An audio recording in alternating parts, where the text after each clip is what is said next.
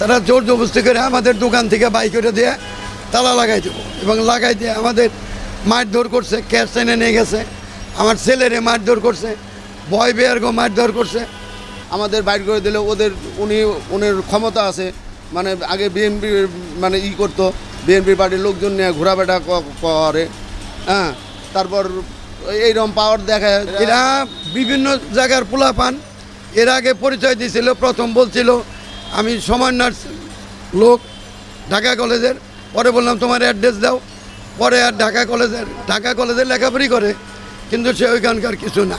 প্রথম বলছিল আমার ফুফাতো বোন হয়, পরে দেখা যায় ফুফাতো বোন না, ছেলের বাড়ি নেত্রকোনা। আমরা খোঁজ নিয়ে দেখছি ছেলের বাড়ি নেত্রকোনা, জায়গার মালিক 5 ভাই 2 বোন, মানে এক ভাই মারা গেছে, তার ওয়াই পাইছে, সব জায়গা দখল করতে চাইতেছে। চুক্তি যে নাকি মারা গেছে তার সাথেই চুক্তি ছিল। বাকি 4 ভাইয়ের সাথে কথা হয়েছে, ছোটো ভাইয়ের সাথে, সে দেখাশোনা বলছে যে এই ভাড়া আমরা আপনার ভাড়ার সাথে সমন্বয় করব। তো বললাম যে আপনার তো এইরকম হয়েছে, যে ভাই মারা গেছে ওনার ওয়াইফ আমাদের সাথে আইসা পদকট করতেছে, সে বলে আপনারা থানায় এবং আর্মিকে জানাই দেন। সমন্বয় প্রথম বলছিল এই ছেলেটা পরে বলছে আমি ঢাকা কলেজের ছাত্র। মালিক তো 5 জন, এখন ভাড়া দিব কাকে? এই কথাই আমরা ওনাকে বলি যে আপনারা তো 5 জন মালিক, আপনারা বসেন, যার সাব্যস্ত হয় তাকে ভাড়া দিব। 17-18 মাস হয়ে গেছে, এই ভাড়ার টাকা আমাদের দেন। পার মাসে ভাড়া 40,000 টাকা ডিডে লেখা, কিন্তু ভাড়া আরও বেশি। ভাড়া হলো 60,000 টাকা ভাড়া। মানে এখানে তো 2টা দোকান নিছি আমি, মানে 2টা দোকানে হলো 40,000 টাকা। পিছনে আর একটা পার্ট পরে বড় করছি, ওইটা আর ওনার সাথে ডিডও হয় না, মানে ওটা আমরা মুখে মুখে ওনাকে ভাড়াটা দিই। হ্যাঁ, যাতা করে গালাগালি পারে, মালায়নের বাচ্চা কয়া। হ্যাঁ, আজকেও গালাগালি পারছে।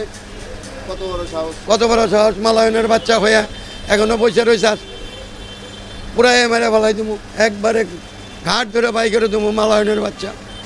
এইখানে যে শামীম আছে, শামীমের সাথে, শামীম হলো যুবদল করে, হ্যাঁ, পার্শ্ববর্তী দোকানদার, এই যে এই দোকানদার, এই পাশে কাপড়ের দোকানদার, হ্যাঁ, ওনার সাথে তর্ক হচ্ছিল। ওইটা আমি দূরের থেকে, ওই পারের থেকে দেখছি।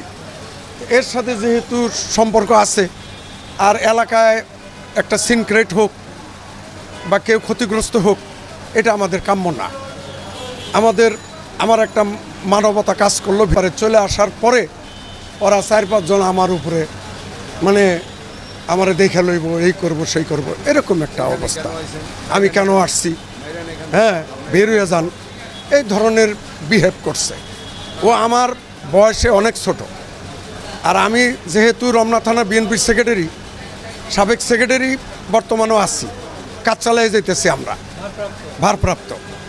তো অতএব আমার একটা মাইন্ডে কাজ করলো যে এলাকা শান্ত রাখা প্রয়োজন, এটা আমি হিসাবে এইখানে আসছি। আসার পরে আমার সাথেও দুর্ব্যবহার করছে। আমি যখন আসছি তখন আমার উপরেও সে রুখে আসছে।